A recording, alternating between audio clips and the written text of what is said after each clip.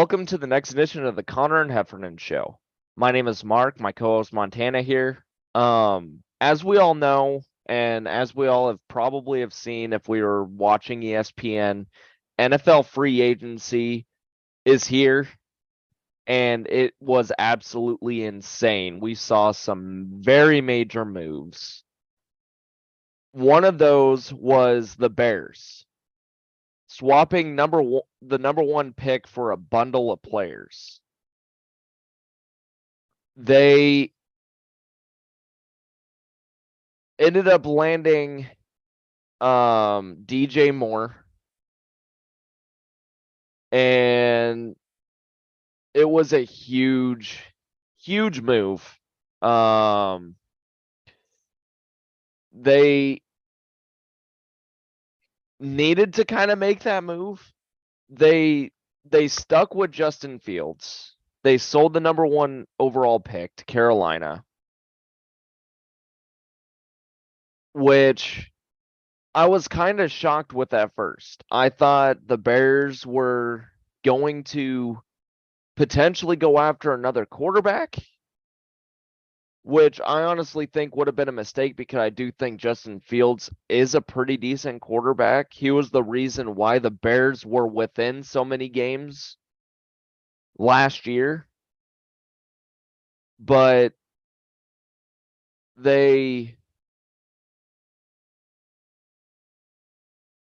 ended up selling their number one overall pick.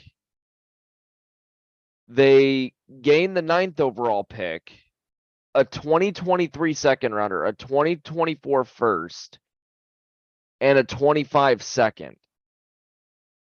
So they've got a lot of top draft picks within the next couple of seasons, and things are looking like they could potentially rebuild this roster, or at least, bring it into the right direction.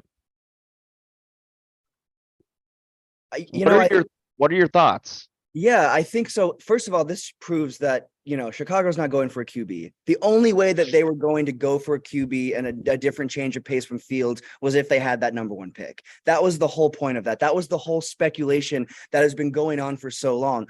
Are the Bears going to stick with Fields? This shows that they are. And Fields needs weapons. Yes, he has Claypool. Yes, he has some decent younger weapons. There's some talent in Chicago, but he needs a player like Moore. He needs a player like Moore, and they need to be moving in that direction. The Panthers, on the other hand, more than likely, yeah, you know what? This is great for them. Maybe this Panthers team is going to start the rebuild. Maybe we're going to see them get back to those Cam Newton days. They weren't that long ago, but they sure feel like they were pretty long ago. They don't feel like they were only 7-8 years ago. When were they in the Super Bowl? 2016?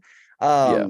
So, I mean, it's been a minute, but it hasn't been that long. It hasn't been that long at all. It's not like it's been years and years and years and years and years since they've been there. So they fell off hard. They're a team that fell off hard, much like the Broncos who won that Super Bowl fell off hard. Those are two fell off extremely hard. It would be good to see the Panthers start their rise and start building back up. So if we're talking about who won, who lost, I think both teams won. This is a situation where I truly think both teams won. But when we're talking about who won in the here and now, it's definitely the Bears, because they definitely are going to come back with some fire next season. I would not be shocked if we see them squeak their way into the playoffs. Are they going to be a team that's going to be a force? I don't think quite yet, but I do think they could be a team that could get into that wild card, or at least make the moves to get closer. So I think both teams won. I would be interested to see who Carolina drafts. That's my biggest question, is who is Carolina going to draft? They need to draft a quarterback. In my honest opinion, they need to draft a good quarterback. Who are going to throw to, though? You know what I mean? I get there's still plenty of, but it's it kind of feels like if they draft a quarterback, they gave up one of their biggest assets that a quarterback would need. Well, they have an opportunity throughout the summer or even into the fall too. And they've got the entire draft. They've got the entire draft to draft receivers and maybe tight ends to help. That very well could be their plan, since they got, you know what I mean? So yeah, if they tackle it correctly and get whoever they draft weapons, then everybody won. My only reason I would say I'd give the edge to the Bears a little bit is because A, it's the here and now, and the here and now matters. And B, there's no guarantee this Carolina team will take off, even if they do have a quarterback and receivers. That takes a lot more than just that. The entire team as a whole has kind of been, not at the best place. So it's going to take some time, but I do think we'll see both of those teams get major boosts from this trade. Yeah, I agree. I think both teams are certainly going to be a little bit better, if not like better next season, maybe within the next couple of seasons. I can really see them making a little bit of noise and potentially making a playoff push. Absolutely. Right now, I don't know what to expect. It just depends on how the Panthers utilize their first pick. If they utilize it in the right way and either get a top tier wide receiver or go out and get the hottest commodity at quarterback, I think they'll be in a good spot. But we'll talk more on the Bears and Panthers as we get on through free agency. Another big move that is occurring, and I hate to say it, Aaron Rodgers Oh man, is that's gonna be a New York Jet. Who would have thought? I'm not shocked that he's moving on from the Packers. I'm not shocked the Packers decided to move on from him at all. I'm kind of shocked at how this all transpired though.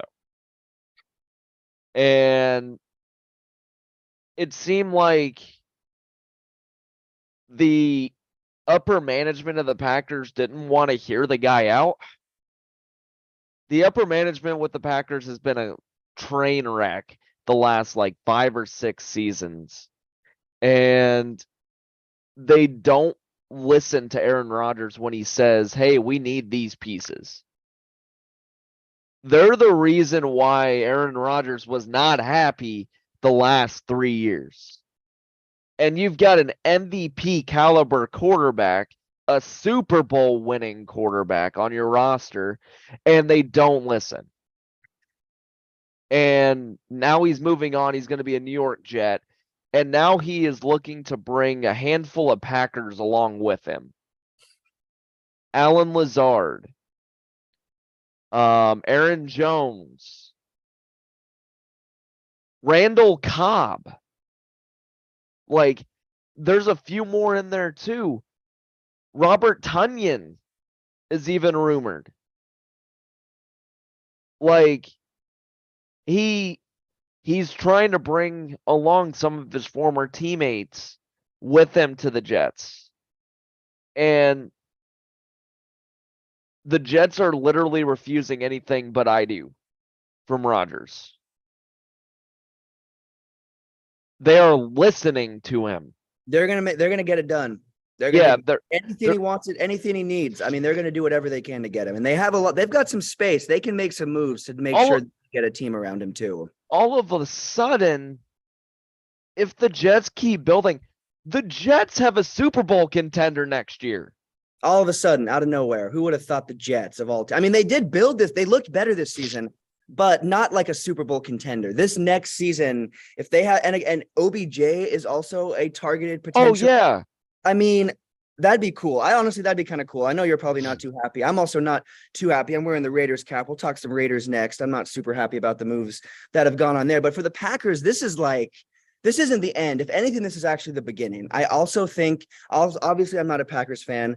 Aaron Rodgers, I've never been a huge fan, but losing a player like that to your franchise, no matter if he hasn't won a Super Bowl in years, has only really been an MVP. Like, yeah, that's great, but hasn't done too much in the playoffs it doesn't matter. The point is, it's Aaron Rodgers. It is a franchise player, one of the best, if not one of it.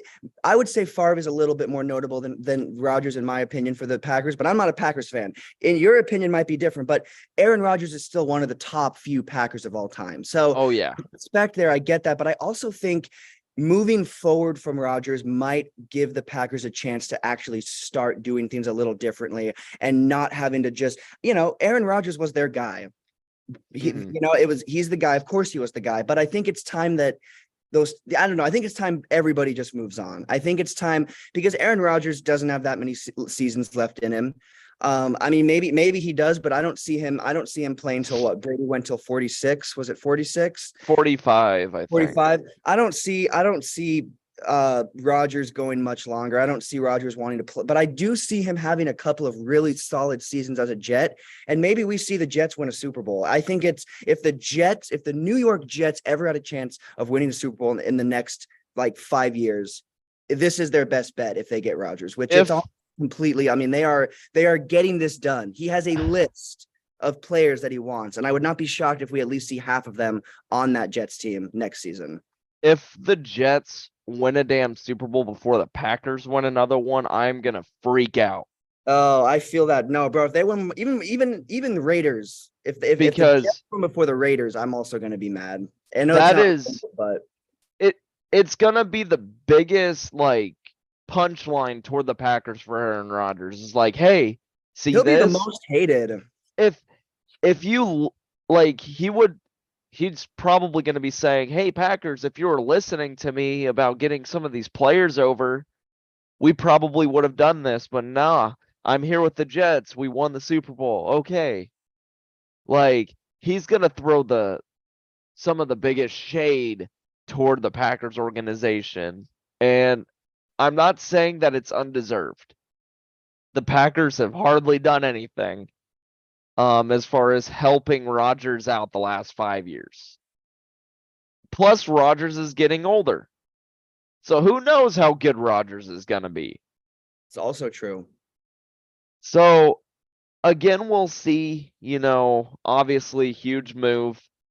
We'll see as the, offseason goes on, how the Jets roster shapes up throughout the next season. Yeah, of course. Why don't you take over for the Raiders? I want you to talk about your Raiders, man, since I just did a big thing on the Packers. Yeah, of course. So we'll start with the player that's leaving, the quarterback that is leaving, Derek Carr. It was no secret. Honestly, I think this should have happened before this season. I don't really think, Carr and Gruden didn't see eye to eye. I do think McDaniels tried to give Carr a chance to work with his system, but McDaniels himself, I don't buy it completely. I'm not a big McDaniels guy, but it wasn't going to work. And Carr needed a new change of scenery. And that new change of scenery is the New Orleans Saints, which honestly, good for him. I have no hate towards him. I think that's a really good setup for him. And I think that's a really good setup for the Saints. I think that the Saints just got themselves a quarterback that can definitely not get them back to the NFC Championship, but get them closer than they've been. I think that Carr is a really talented player.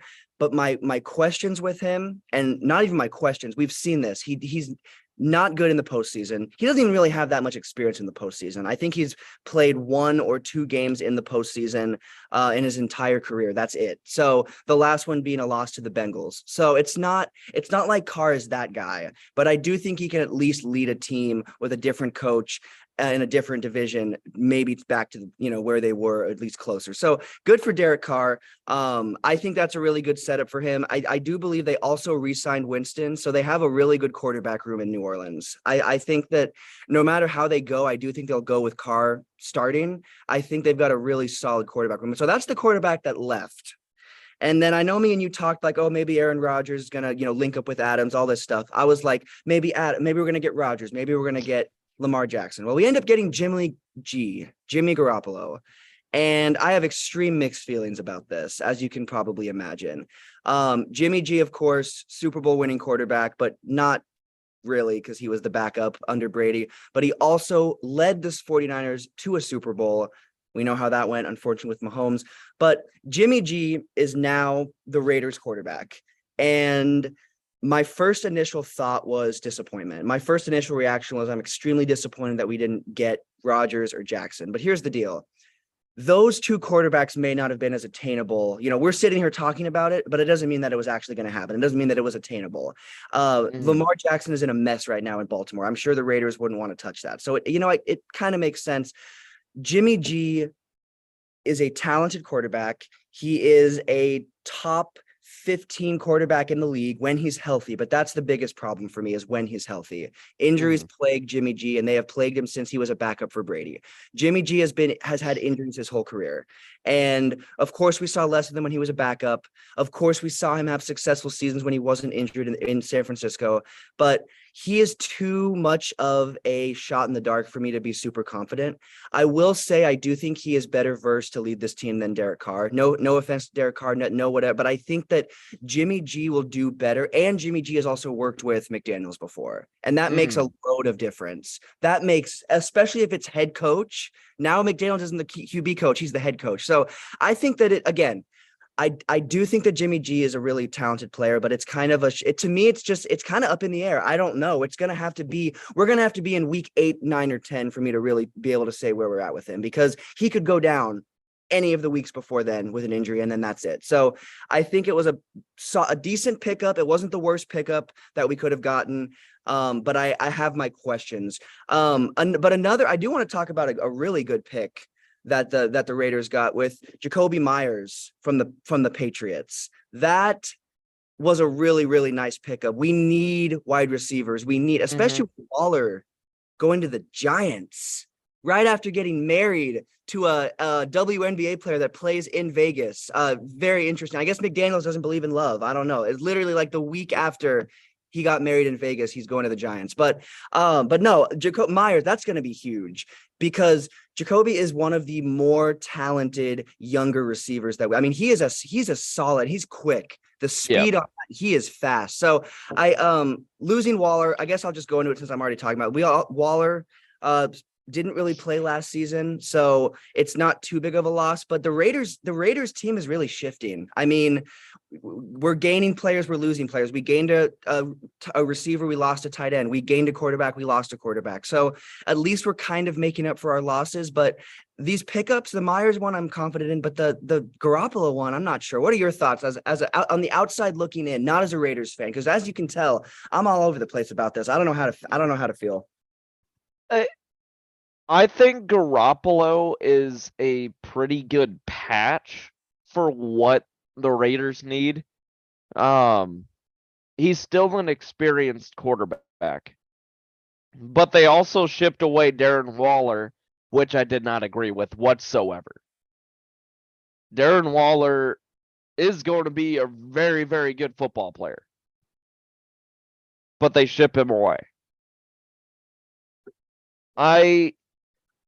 I think Garoppolo, especially if the Raiders can continue stockpiling weapons for Garoppolo, I think the Raiders could be in a better spot than they were last season, by far. But that could also be said to be a reach. Jimmy Garoppolo has shown that he has not been that guy. He is incredibly inconsistent. But there are games where he looks like he's one of the best quarterbacks in the NFL. He doesn't put up, more often than not, Jimmy Garoppolo does not put up the numbers that he should for teams to win football games. He's usually hovering, around, 20 pass attempts, 25 pass attempts, and maybe about 200 yards passing, and maybe 14, 15 touchdowns during a year. Like, he doesn't throw for a lot. And in the new NFL, there are a lot of teams going toward an air raid type offense. You need a quarterback that has a good arm, good accurate arm, that knows how to get the ball down the field to its weapons. I'm kind of, leaning both sides a little bit with this move. That's where I'm at too, man. We're in the same place. It sucks because I'm the Raiders fan. And so I'm the one that's like on the edge of my seat here. I know we're both in kind of a crappy spot somewhat with our teams, with the movements and stuff. I mean, neither of us have seen the success that I think we would like to have seen from either of our teams. And hopefully these moves for both of our teams will be positive. But the Jimmy G one, I like what you said. If they can stock, Jimmy G does really well when he has weapons surrounding. Yep. He has to be surrounded, not just a couple. He has to be surrounded with weapons for this to work. But the Raiders do have weapons. Even losing Waller, they've got Myers. They've got one of the best, if not the best, running backs in the game. I think that Jacobson is the best. I think that he is at least the best where he's at age-wise and career-wise. I think he is the best. And I think we'll just continue to get weapons. And who's to say maybe we don't get an OBJ? Again, I don't know. Like that'd be a huge, shot to left field because that's not even rumored anywhere. But who's to say we don't get more like high quality, high caliber players? And then of course there's also the draft. You never know what you can get from that. So the Raiders, honestly, I think that we're in a better spot than we were last offseason. I do think that we're starting to make the necessary moves, but I do still have my questions. But sticking with talking, I know we talked about Myers, wide receivers. A wide receiver move that I found really interesting was Juju Smith-Schuster to the Patriots. Yeah. 3 years, $33 million. What are your thoughts on that? Just won the Super Bowl with Kansas City. What are your thoughts on that? To me, this is an interesting move. I don't know why, but it catches my eye. I think it's very interesting. I didn't necessarily expect him to be signed at a place like the Patriots, but I think it is a really good pickup for the Patriots organization. He's obviously a really good football player, and the Patriots are getting just that.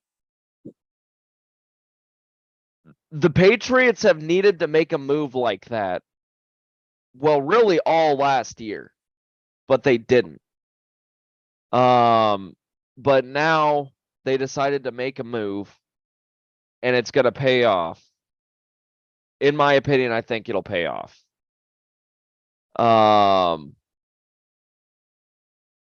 They also, a couple of days ago, agreed with ex-Dolphins tight end Mike Gesicki, which I think is going to be a pretty decent move too.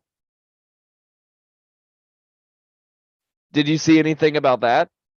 I did. I think, I do think, honestly, talking about the Patriots, the Patriots are a team that has needed to make moves offensively for the last few seasons. They have not done that at all. They've I don't know. I think that, obviously Belichick is defensive minded. And I think when you have a defensive minded head coach, it kind of, no matter whatever side is dominant for the head coach, can cause issues or success on whatever side of the ball. You know what I'm saying? So there's that side of the coin. I think this is a good sign. Schuster, I'm not going to say he's underrated. I'm not going to say he's overrated. I think he's a solid player. He's like what I would say a role player in the NBA is. He's like a role player type of wide receiver. He's like that third. He's not that first option. He kind of looked like he might be when he was in Pittsburgh. Definitely did not have that in Kansas City, and that's why he's gone. Yeah. I'm sorry, but that's why he's gone. Kansas City is like, okay, we're trying to build a dynasty. Juju's not going to be in that dynasty. He was a part of that dynasty, but he's not going to be in that dynasty long term. And it wouldn't make sense. I don't know. It wouldn't make sense. So I think this is a better situation for him. And this is a good situation because the Patriots need an offense. They need to build. That is their biggest need, is to build up an offense, because that's the whole reason it worked before. Yeah. Tom Brady didn't play defense. He played offense. They need to have an offense. Belichick knows how to run a team with a solid offense and a solid defense, but we have not seen that offense since Brady left. I have my theories that some of it is stubbornness. Like, I'm Bill Belichick. I can do this my way. I don't need another Tom Brady, blah, blah, blah. Again, that's just a theory, whatever. It's probably not true, but I see some stubbornness. I see some like, let me do this my way. And getting Schuster doesn't mean he's doing it a different way. I just think it means he's finally looking at the other side of the ball more fully and more completely. So I think the Patriots are looking real nice with those. Yeah. With the Mike Gesicki pickup, just real quick before we move on, I think it could potentially make the Patriots a better team in the red zone, a better scoring team in the red zone. Oh my gosh. They need that too. That's what they've been lacking because they were one of the worst red zone scoring teams in the NFL last year. And it's going to improve them tenfold with a guy like Mike Gesicki. I want to talk about one more move before we move on from free agency. Um, let's see here. What about Marcus Mariota getting signed to a 1-year deal with the Eagles? I think, in my honest opinion, that bolsters up their quarterback room for sure. It gives the Eagles a quality backup behind Hurts, which is what they need. It's a very, very, very dangerous move in terms of, the teams that the Eagles have to face. Because not only do they have to prepare for Jalen Hurts, they potentially have to put up with Mariota as well. They might have designed packages for Mariota to keep Hurts healthy. Like, they could potentially run a 2-quarterback show, have packages for each player. And obviously, the Eagles, they were just in the Super Bowl. And I think they could potentially be in the Super Bowl again next year. We could see this same teams in the Super Bowl next year. Because I think the Chiefs are going to be good too. Yeah, we could see a rematch for sure. Like, the pickup of Mariota with the Eagles, what a huge move. Because huge. Mariota could have gone to another place to start if he really wanted to. He could have gone to the Packers if he wanted to, and I wouldn't have turned that down because I do think the guy is a pretty good quarterback. He could have gone to the Raiders, but no, he's going to be an Eagle. He's going to be a backup to Jalen Hurts. Who knows? He can make the quarterback competition interesting this summer and be the starter over Jalen Hurts. He could. He's talented. That kid, he is talented. When he played, he was a backup for the Raiders 2 seasons ago, I believe. And when he played, cut a couple snaps, he looked really good. So I mean, a 2 quarterback, that'd be dangerous. And I can see the Eagles doing that. I can see the Eagles utilizing that. One more move that I almost honestly forgot about, but we cannot not talk about is Baker Mayfield to the Bucks. I completely forgot that even happened. But that is Baker Mayfield to Tampa Bay on a 1-year deal.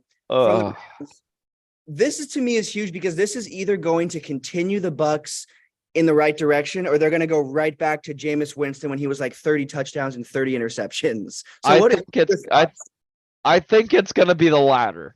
In my honest opinion, I don't think Baker Mayfield is going to be very good.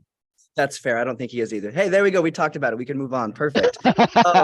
Baker Mayfield. Yeah, I agree though. I don't think it's going to be good.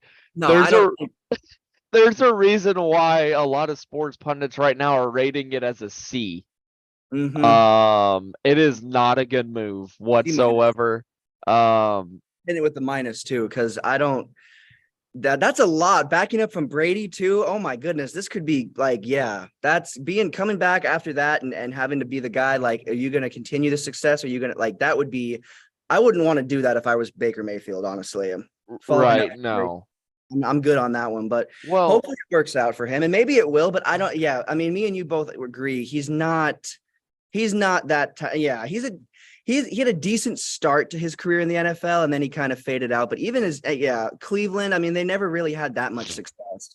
So right, and he had weapons. He had OBJ he had Odell, and they couldn't get him. They couldn't. Did have injuries, but still, Amari Cooper. I could go on and on. He had too many weapons in his time in Cleveland to have that much lack of success. Exactly, and if he didn't succeed there, I don't see him succeeding with Tampa.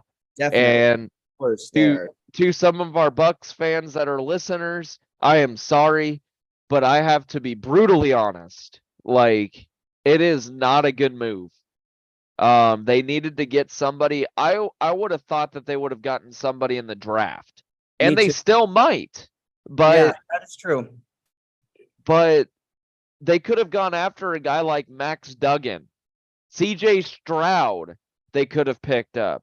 There were quarterback options in the draft, but they decided to sign Baker Mayfield to a 1-year deal. Baker Mayfield. Yeah, Baker Midfield. Seriously, he's not him.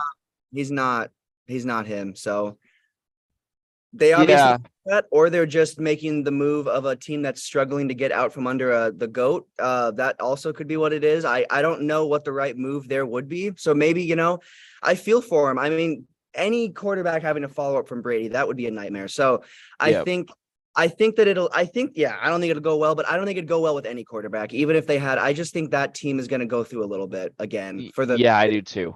That's I don't. They stuff, they're and then win. yeah, they're probably in the worst division in football. I don't see that division being any better.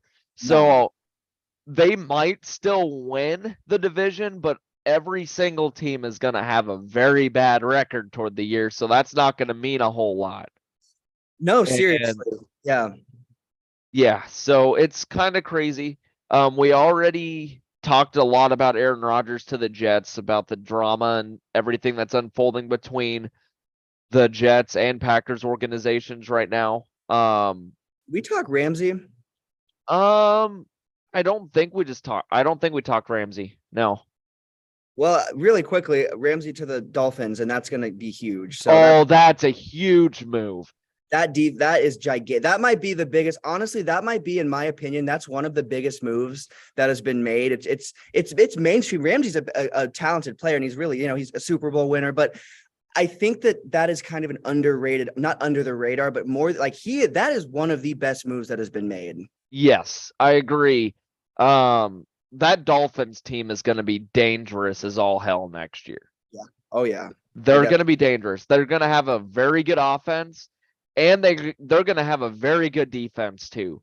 Like I wouldn't be shocked to see the Dolphins make a deep run into the playoffs next year. They're going to be that good, at least on paper.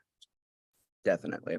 So obviously, we are going to talk a lot more about the players that are acquired over the offseason, whether it be the draft or even free agency periods. Let's transition over to some March Madness. What a crazy, crazy first round of March Madness. And it's just the name, you know, it really was madness. You had teams like, I don't know, Princeton over number 2 seed Arizona, which I don't think anybody saw. You had Furman over Virginia. You had Farley Dickinson, a 16 seed, beat number 1 seeded Purdue. What a crazy opening weekend for March Madness. Cause I did not think that there would be this many upsets in the opening weekend. But like I've been saying to other people, I think this might be the most even bracket that we have seen in recent memory. I think anybody that's left in the round of 32 can win the whole dang thing. Everybody has got to show up and play. You had teams like Iowa State. Iowa State looked extremely disappointing. They looked extremely disappointing.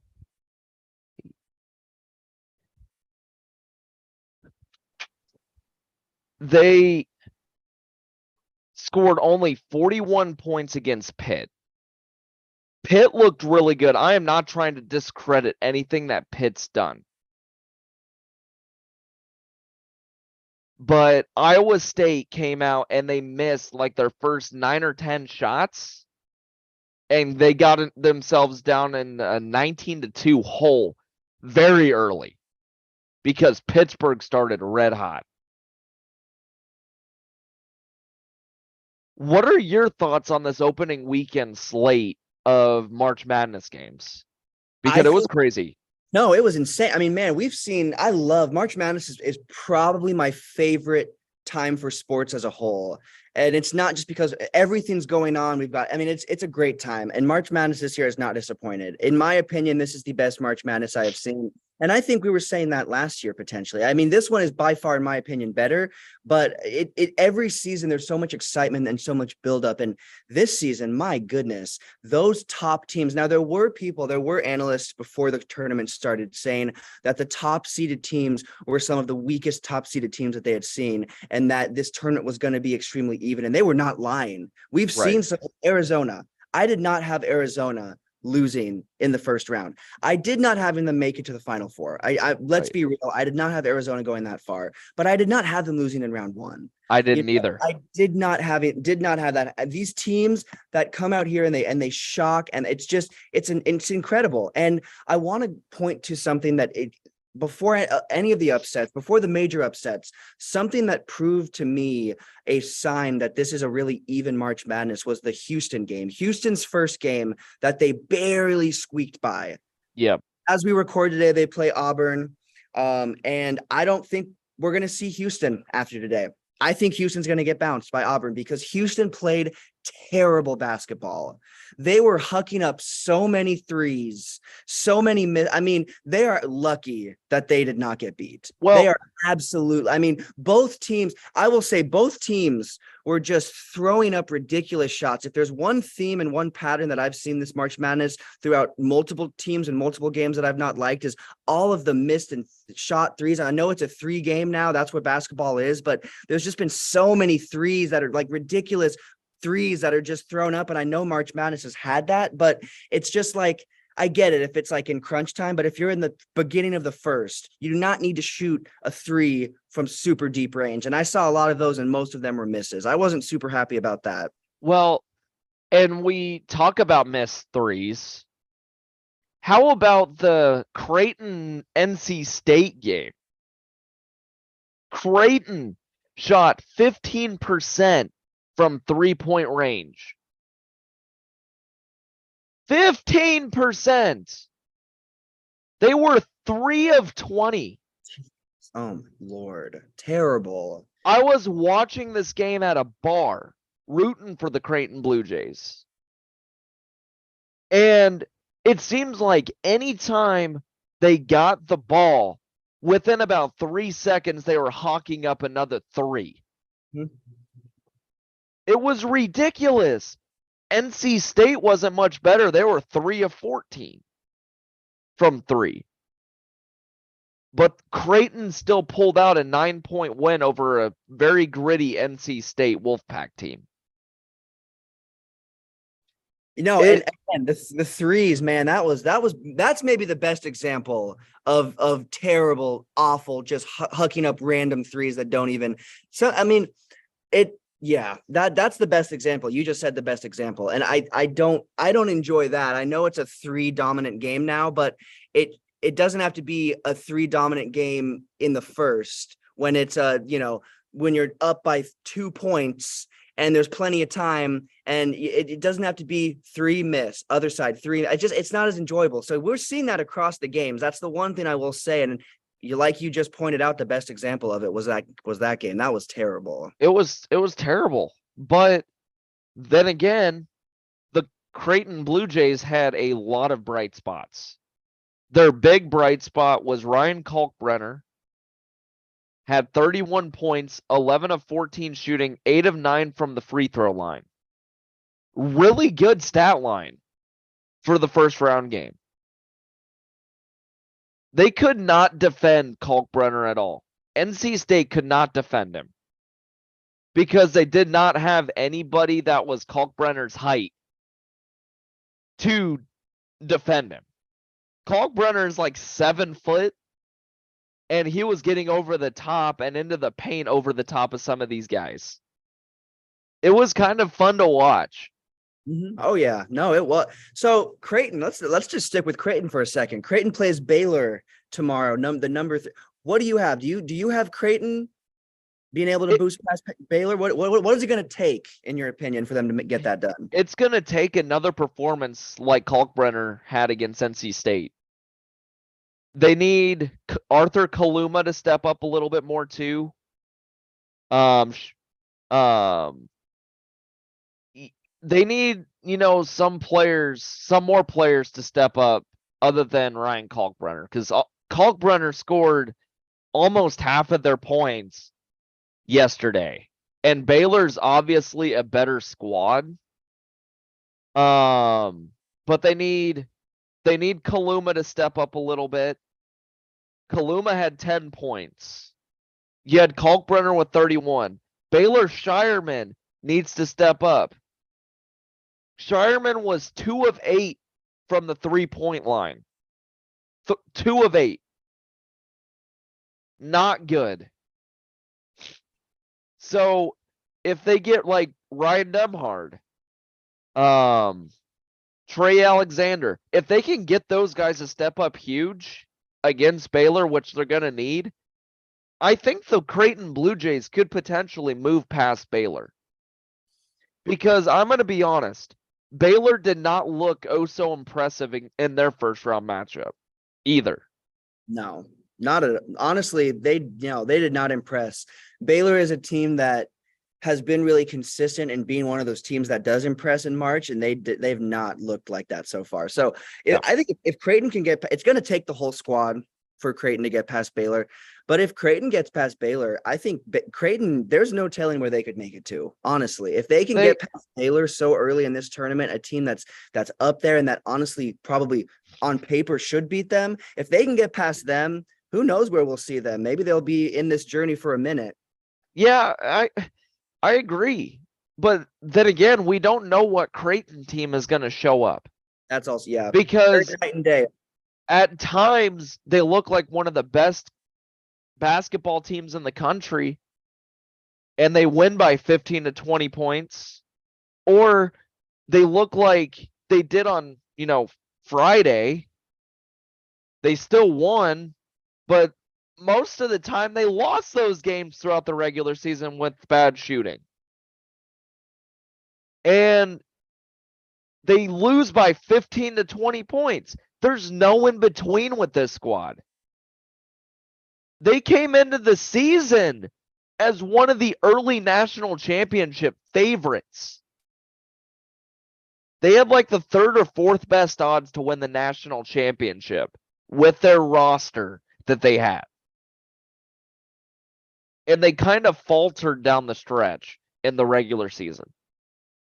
That is very true. I think, yeah, I don't know. It's very interesting. I think that March brings us a lot of different storylines and different things. And it really, like, yes, it matters the momentum you bring from the end of the season, but it really, once you get to March, it's March. So I think that, we're seeing teams like the Blue Jays. Creighton is very hot and cold night and day. They'll either be great or they will not be. Yeah. They're great way more than they're not. I will say that they are a team that is great way more often than they are not, but they still, they have their, and they're going to have to show up. We've talked Kansas. We already talked Kansas, I believe last episode, how far can they make it? We both agreed, we think pretty far. They play number 8 Arkansas today. Do you see this being a cakewalk for the 28-7 Jays, or do you think it's going to be a little bit of a game that they can't just sleep on? It's going to be a game they cannot sleep on. Arkansas is a really good team. Really, you can't sleep on anybody in March Madness. You can get beat by anybody, as we saw in the first round. And Kansas is one of the only remaining 1 seeds left outside of Houston. So they cannot sleep on this Arkansas squad. If they sleep on them even a little bit, they are going to get down to Arkansas early, and they're going to have a tough time clawing back. They can't afford it. They can't afford to sleep if they want to make it as far as they did last year and winning the national championship. They can't sleep on them. No team should sleep on anybody else. No, definitely. And Arkansas, especially not Arkansas, they will punish. Arkansas has been known to be slept on in this tournament and be slept on, and they will punish you. That's definitely a game. I've got Kansas winning it, but I agree with you. They can't sleep on. And then another game that's going on today is Duke. We've talked Duke. We talked Duke another team we talked last episode, how they're dwindling. They're playing Tennessee today. What are your thoughts? Duke, number 5, Duke, number 4, Tennessee. Who do you have walking away from that one? Right now, nobody wants to play Duke. Duke is playing like the team that they have always looked like, the last few years under Coach K. They are starting to play a really good brand of basketball. I honestly think it's going to be a really good game between Duke and Tennessee. I don't think either team is really going to pull away until late. I want Tennessee to win because they are in my national championship. But I think Duke right now is playing as good a basketball as anybody in the country right now. Yeah, no, they look like a team that belongs in this tournament, like they always have. Honestly, their regular season lot was left to be wondering, and I wasn't sure, their turn. I wasn't sure, but they look good. I do have Tennessee winning though. I have it being a close game, but I do have Tennessee pulling it out. I just think that they're a little bit more of a complete team, top to bottom, and I think we're going to see them show up. And it'll be a good game. It'll be close. I don't think it'll be more than 4 to 6 point difference in the end. But I've got Tennessee walking away. But it'll be interesting, man. I mean, the Final Four that we talked about months ago. I mean, this was maybe one of our first episodes back. It's been a while. We talked about. Right. One of our first 4 back. So I had Houston in my Final Four then. Again, I don't have Houston winning today. I don't have Houston making it past today because of how they played. And I don't have some of those other top end teams making it past the first few rounds because these teams that are on the back half are playing great ball. And we are seeing some of these teams with better strategies. You don't just beat a team like Arizona off of luck. You don't just beat it. I mean, you have to have a battle plan. These teams, these lower end, smaller teams have these battle plans. And I wouldn't be shocked if we see one of them make it pretty close to all the way. I would, with how this season is, maybe, or this tournament so far, maybe this whole tournament is a parody. And we see a no-name team in the Final Four. Seriously. You never know. So I think that we're going to have so much more exciting tournament stuff to talk about. I mean, we are just scraping the top right now. We're scraping the surface. There's going to be so much more. You already know we're going to be here to talk Final Four. We're going to be here to talk way more and, college hoops. But right now, I know this is really hard to say. Right now, today, who do you have winning it all? I have Kansas winning it all. My Final Four, as I have it, I had Arizona in my Final Four. Obviously, that's not going to happen. But I've got Tennessee, Houston, and Kansas in my Final Four. I've got Tennessee and Kansas playing in the national championship, which could happen. I mean, it's still possible. I mean, as we all have seen, there is a lot of parity going on in March Madness. We could really get any team in that Final Four. Right now, 3 of my top 4 teams are still in. Tennessee, Houston, and Kansas.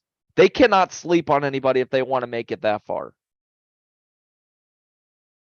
What's your Final Four? So yeah, man. I mean, again, we talked this a while ago, and my Final Four, I believe, if I have it here somewhere, it was UCLA, Houston, Kansas, and potentially I think it was Tennessee. Either way, I've got Kansas winning it right now. I've got Kansas winning it all. I'm not super set on Houston. And like I said, Houston is still in it, but for how much longer? I do think UCLA will stick around. I don't think there'll be a team that'll be bounced, but I do really think Kansas is that team right now. I don't see them losing today. I definitely don't see them losing today. And I don't really see them having too many problems if they play like they played last tournament or just even how they played this season, because arguably their play this season was even better than last. They looked phenomenal. So if they can play like they did this regular season and build off of these games, Kansas is going to have no problem if they stay alert. But again, Houston was in my Final Four. I don't think Houston's going to make it past today. So I think that my Final Four, we'll do a check-in next episode and go in on that. But I think my Final Four is going to have some of those lower end teams that are still alive. Really think that we could see at least one. Maybe I don't think we'll see more than one. I think one will be one of those teams. One of those teams one of those lower teams I have making it to the Elite Eight, Mhm. and that is Furman. Me I too. Yeah. think I think Furman is very good. I usually roll with one Cinderella Mhm. each year, and this year it happened to be Furman Vernon, because no, that's a good pick. they play a very exciting brand of basketball that'll keep them with most every team that is left in the tournament. They play smart basketball too. They're very much not pushing the pace in a negative way. They're not trying to do too much. They're a well-rounded team. That's a great pick. That's honestly, man, that's probably my pick too. That's probably got to be mine. If there's one team that's going to make it at least to the Elite Eight, it's got to be for they look solid and it's exciting. Plenty more fun. I mean, we got so much more basketball and we'll have plenty more tournament talk, but a little more basketball. Moving on to the NBA. Again, got a couple other NBA shows, talk more. But we're coming really, really close to the end of the season for NBA. And of Yep. course, we will talk playoffs. We will talk all that. Looking at the play-in, before we talk about the next segment, I want to just know, what are your thoughts on the play-in as in itself? Because me personally, I'm not a big fan of the play-in tournament. I'm not a huge fan. I think it does give, because we've seen teams like that have missed it by one game that would have been the 8th and they were the 9th, and so it gives those teams a chance. But I'm not a big fan. What are your thoughts on the play-in tournament just as a whole? I think I'm not a huge fan of it. I honestly think that, in my honest opinion, like if you're in the bottom tier, like it used to be just the like what top 8 seeds Yeah, make it. no, like tournament, like it was that was it. After the regular season, those were the seeds that were in. Well, I'm like, you get the play-in game, and you got teams like the freaking Chicago Bulls who are below 500. You got the team like the Toronto Raptors, again, below 500. You're getting these teams that have these records that they're not even worthy of being in a play-in situation for the playoffs anyway. But they're still wanting to give these teams a shot. I don't see it. All I see there is a money grab from the NBA. That's what it all is with all these. I mean, any chance to get more money, add more games, add more, like they're always gonna do that. So unfortunately, I will say, I kind of like the like tournaments. I think that it'd be fun if the NBA had like a mid-season tournament, or they've talked about doing some like a tournament, but not a play-in tournament that affects, like, you know what I mean? Like, do something separate if you're gonna do that. But that is what they do, and for the foreseeable future, that's how they'll do it. So looking at 7 through 10 in both conferences, I want to go through who would be in the play-in and who you and I think out of those teams would be 7 and 8. So right now in the West, we have the Warriors in 7th at 36 and 35, Timberwolves in 8th at 35 and 36, Thunder in 9th at 34 and 36, and my Los Angeles Lakers are finally in 10th. That is ridiculous, and kind of, I can't believe I'm saying that they're finally in 10th, but they're finally in the play-in. They're sitting at 34 and 37 and 10th. Of those 4 teams, who are the 2 teams you have making the playoffs, if those are the 4 teams that make the play-in? I honestly think right now the Lakers, they haven't played terrible in the last little bit. I think the Lakers are going to be there. And I'm going to also put, I don't know. They're a team that's not in the play-in right now, but I'm going to say this, like they might be cold now, but watch out for the Utah Jazz. I Yep. think I think the Jazz could get hot in this last little bit, and I think they can sneak their way in. And in my opinion, if you're a Lakers fan, you got to watch out for that, because currently they are tied in terms of games back in the conference. They are both 13 and a half games back. So the Lakers can't really falter, especially if the Jazz gets hot. You got the Pelicans just behind them too, 14 games back. And then the Trailblazers, you kind of got to watch out for a little bit. So it's kind of interesting. It just takes 1 or 2 of these teams to get really hot to really change things from how we see it now. Absolutely.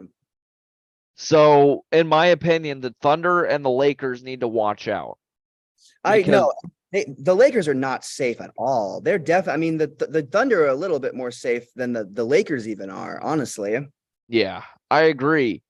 Um, so again, like it's an interesting race, but as of right now, I have the Lakers and the Utah Jazz because I don't think the Thunder, while they have looked okay in their last 10 games, they have also shown that they could get really cold really quick, but so have the Lakers, so have the Jazz, so have the Pelicans. So it's really no different. Anybody could get into that bottom half to get into that play-in. Yeah. It's kind of the same thing with the East right now. So with the East, 7 through 10, we got my Miami Heat, 38 and 33. They're looking pretty good right now as far as not having to play into the playoffs. They're 12 and a half back in the conference. But in 9 and 10, you've got the Toronto Raptors. You've got the Chicago Bulls. Just behind the Bulls is the Indiana Pacers and the Washington Wizards. Half game back. That's another very interesting race toward that 9 and 10 seed to get into the play-in round. It really is. Because the Pacers and the Wizards are only a half game back from the Bulls. They're 2 games back from the Raptors. Like, right now, I honestly think it's going to be the Indiana Pacers and the Toronto Raptors in the end that get those final 2 spots. I think my Heat are locked in. I think the Hawks are relatively locked in, but they're 500, so who knows?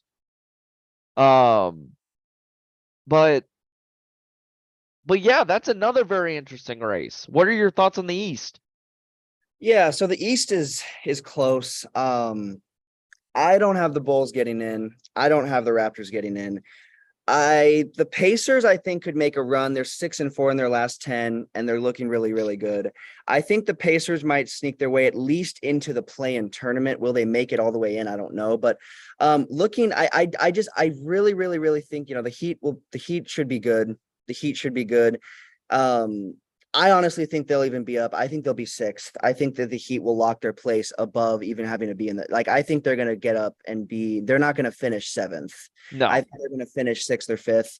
they're playing good basketball right They're now. playing great basketball. And I mean, the Knicks, the only thing I will say is the Knicks and the Nets are the teams above them, and they are also playing good basketball. But I have the Heat boosting up to 6th before the end of the season. Same with the West, how I have the Warriors. They're not going to be in 7th by the end of the season. I've got the Warriors. The Mavs have the exact same record as the Warriors. And the Mavs, despite unfortunately beating my Lakers with a buzzer beater 3 last night, that was hard to watch.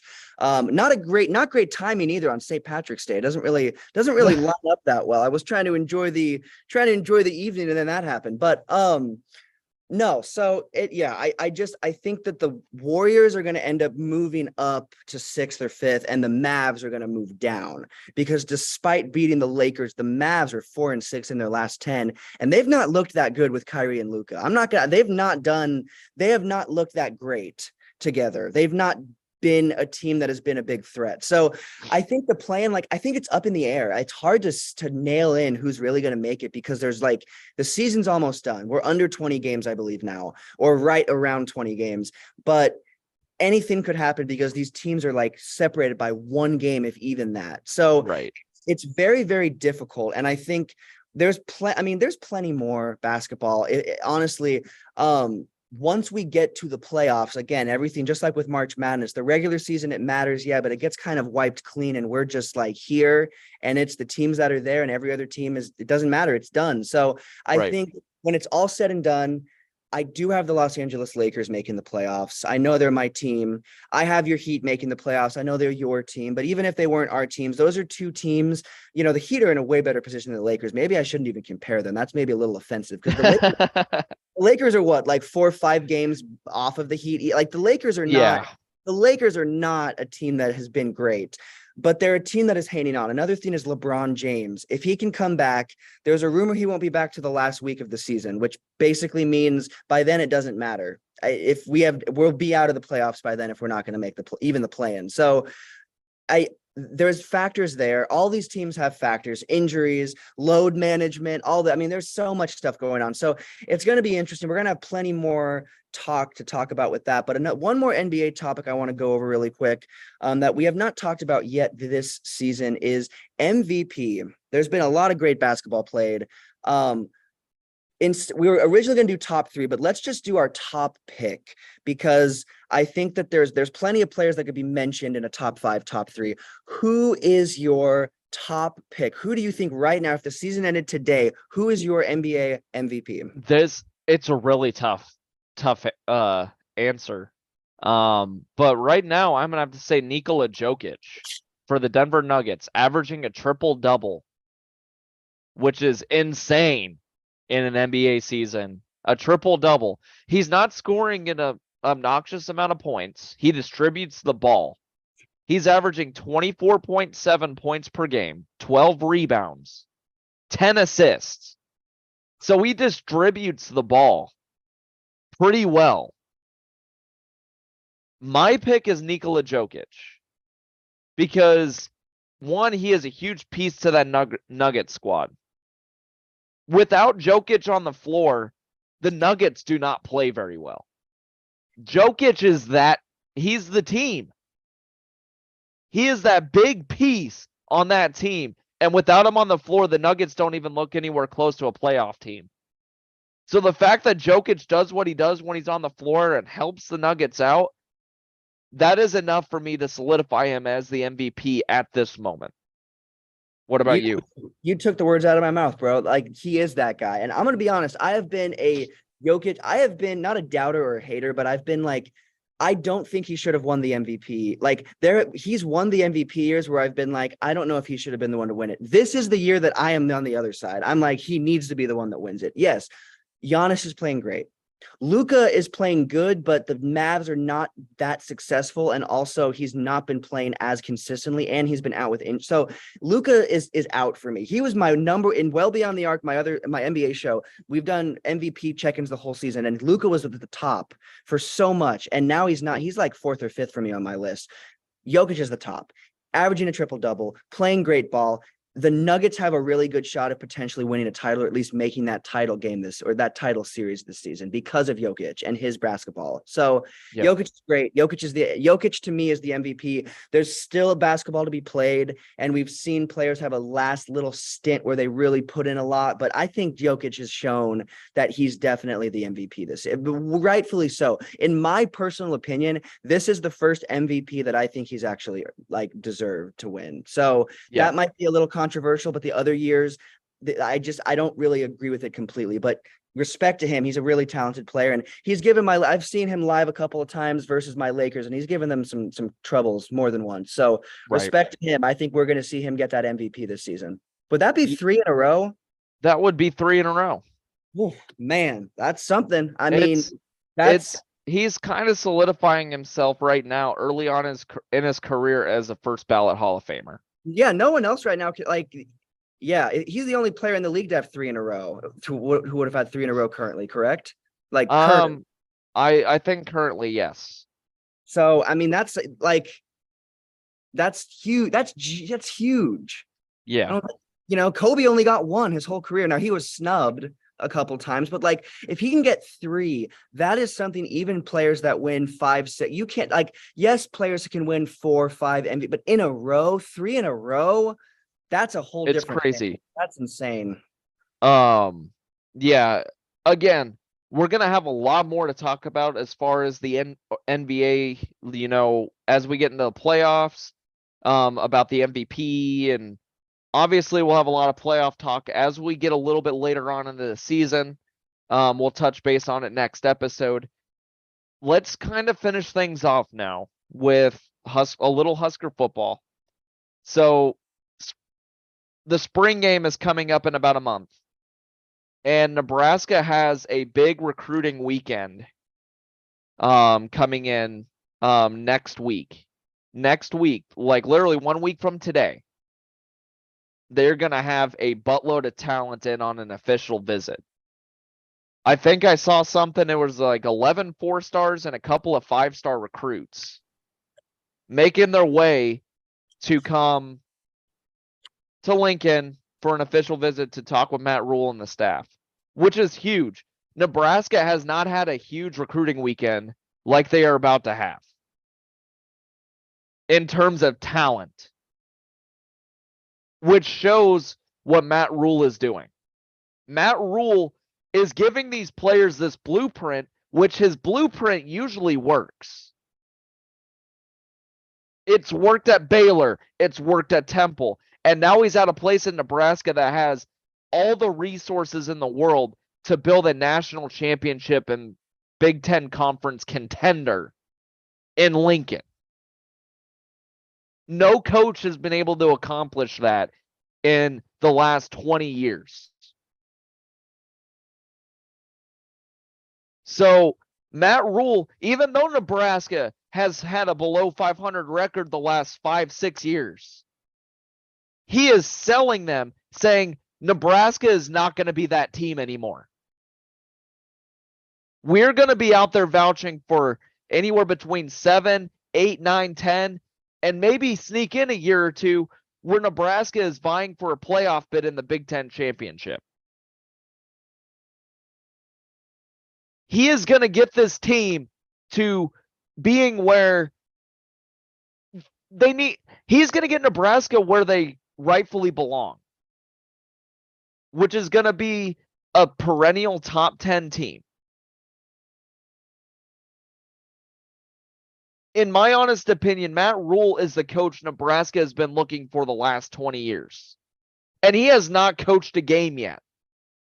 He preaches all the right things, something that Frost didn't do. Hell, something Bo didn't do. Yeah. Something that a coach hasn't done really since Frank Solich. Mm-hmm. He is doing all the right things, and his staff is doing all the right things right now. Like, I was excited when Frost got hired. I'm like, okay, cool. We got the next hot coaching commodity, and he's a former Husker. Cool. But that obviously did not work out. He won 16 out of 47 games in 5 years as Nebraska's head coach. Terrible. The worst winning percentage of any Husker coach since the 1950s. You have to go way back to have a coach that had a record like that. And now you got a guy like Matt Rule, who is a proven program builder. And he's selling these kids, hey, this is how everything is going to be done. And obviously, these kids won't see it or wouldn't see it if they were coming. You know, if they decided not to come, obviously they wouldn't be seeing what Matt Rule is painting. But they're deciding to come to Lincoln next week to have an official visit. And some of these guys are going to be in the spring game next year. Or this next, month. Excuse me. Huge recruiting weekends. Dylan Raiola is the headliner. Obviously, we've seen a bunch of noise between USC and Nebraska as far as landing the top quarterback in the 2024 class. I still feel good about Nebraska's shot because not only is Dylan Raiola coming next week, but he has another official visit in April, and then he's coming to the spring game. He has 3 visits to Nebraska lined up in the next month and a half, which is huge. No other team in his Final Four has that.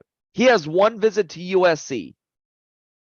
one visit to Georgia, and then he's visiting Oregon spring game. But he has solidified 3 visits to Nebraska in the next month and a half, which makes me feel pretty good. As far as spring game talk goes, they've started spring ball. They just got done with winter conditioning. And all my Husker fans on here, if you've seen it on their Twitter and stuff, they've been posting a lot of videos. It looks like the kids are having fun again. Something that's been missing the last 6 years. They've done a lot of team building activities, whether it be going outside doing something in the community or having an Olympic style tournament inside their athletics center. Like they look like a team again. We'll see how they look come the spring and throughout fall camp, getting into the first game against Minnesota. But we're going to be seeing a very different team next year. A very different team.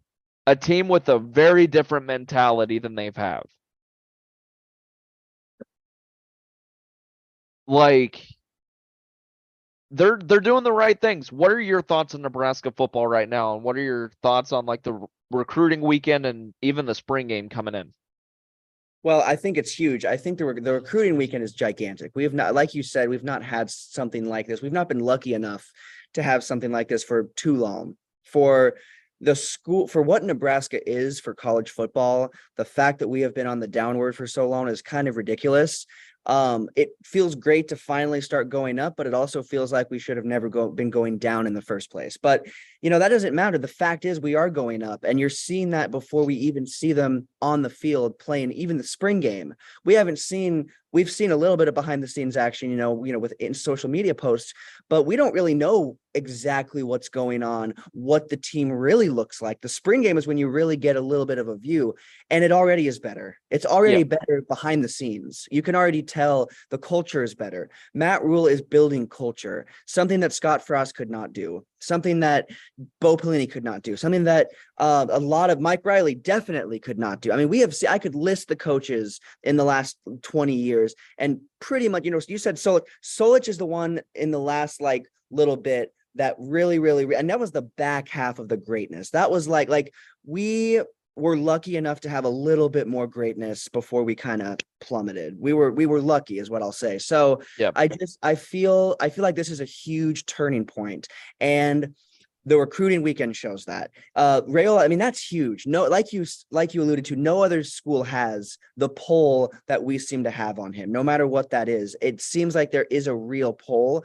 And if we land even just Rayola, that's huge. I think we're going to land way more than just him. But if we land him, I mean, who knows where we'll be? I think we could even be in that Big Ten championship talk yet this season. I think that, again, I know that's a big statement, but I think we could get closer than we've been to being in that talk, in Big Ten championship talk, than we have been. I think we'll see that. So I think it's going to be big. And I think something to close with for this episode, the big question, because there's another school that hired maybe a slightly more notable coach just because of his post or his playing career. And his post-playing career, pretty iconic coaching start. Talking about the Colorado Buffs. They are obviously Nebraska rivals. They are looking like they are also making strides. Deion Sanders, lots of people know him from his playing days. Some people might know him from his coaching days because he has been a coach. He was a coach for an HBCU college, and did a great work there. He was a great, huge. I mean, brought so much more notability to the entire league of schools. Very, very great stuff. Got hired by Colorado. ESPN is going to air their spring game, which they've never done that for them before. And they don't really just air. I don't think do they usually just air spring games? I haven't seen too many in the recent years. So yeah, that's a huge thing to just do that right then and there. Yeah, if they broadcast spring games in the past, it was usually SEC. Yeah. SEC. It's not like that's huge. So again, Nebraska, Colorado, we go way back. What are your thoughts? Being realistically speaking, these are two programs that are turning the corner. One with a former NFL star, one with a really talented, very, very well-rounded head coach and group of coaches. Which team do you realistically see? Let's say this. Which team do you think is going to make the playoffs quicker? I think Nebraska. And I'm not just being a homer saying that. I think Nebraska, speaking that they have the resources that they do, if they give any of these top tier recruits any reason to hope, look out. Nebraska, like Colorado's been pulling in a bunch of talent, but they were still a 1-win team last year. It's going to take them a couple of years. I think as far as right now in year one, Nebraska definitely has the higher ceiling. Because, like you alluded to, Matt Rule is a way more rounded head coach than Deion Sanders is. He has way more coaching experience than Deion Sanders. Not only that, his coaching staff has more experience than Deion Sanders. So the coaching experience outweighs everything. Matt Rule knows how to coach in the Power 5. He hasn't coached in the Big 10, but he played in the Big 10. So he knows what the Big 10 is like. So, in my honest opinion, I think Nebraska, not just being a homer, but I think realistically, Nebraska has the opportunity, if they can actually pounce on it, Nebraska could be in those conversations way sooner than Colorado. What about you? What do you think? I'm with you, man. I do think Colorado will get there with Sanders, and I think they will be a team that will be notable. I think Nebraska will get there quicker. The only thing I will say is obviously Colorado, like you said, they're bringing in recruits, and Sanders is also bringing some of those really, really talented players he had at his last school. So they're bringing in some notable key pieces, but the Huskers are doing the same thing. It's honestly like we're going like shot for shot. Yeah, it honestly like we are both building not equally, not the same, but there's themes. It's kind of cool to see our I don't want Colorado to be better than Nebraska, and I don't think they will be, but it is cool to see these, notable teams kind of trying to build back to their glory days, if not just make new glory days. And it's cool to see. So it's cool to see, but I'm with you. I think Nebraska will get there quicker. I think, yes, Sanders, obviously NFL experience, Super Bowl champion, pretty good experience as a college coach so far, but Rule has more experience as a whole. Yeah. And building a college program is a heck of a lot different than being an NFL player or building a college program in a different league, it's all different. So I don't think that the Buffs are going to suck. They only won 1 or 2 games last season. They can't get much One worse. game. Like 1 game. Okay. They're going to win at least 7 games this season. I would say 6 or 7 games potentially, but I think the Huskers are going to be that team to turn the corner and just keep going. I think Colorado is going to turn the corner, but they're going to be a little slow after they turn the corner. They're not going to have that speed that we're going, man. I'm telling you, we're on our way. And that Colorado team, I think, will be too, but it'll take them a little more time. Yeah. Again, time will tell. Obviously we'll have more to talk about as far as Nebraska and Colorado go, because they are 2 of the more local teams around Nebraska. Nobody wants to talk about Iowa. So yeah, we'll have more on Nebraska and Colorado, because they are 2 of the more interesting topics in college football right now. As always, Montana and I appreciate you all for listening. If you have any questions and stuff that you would like us to answer, hit us up on our Facebook page, Connor and Heffernan Show Facebook page, and hit us up on the Connor and Heffernan Show Twitter page. And we will see if we can get to some of your questions and answers. Again, we appreciate you guys for listening, and we will talk to you guys next time.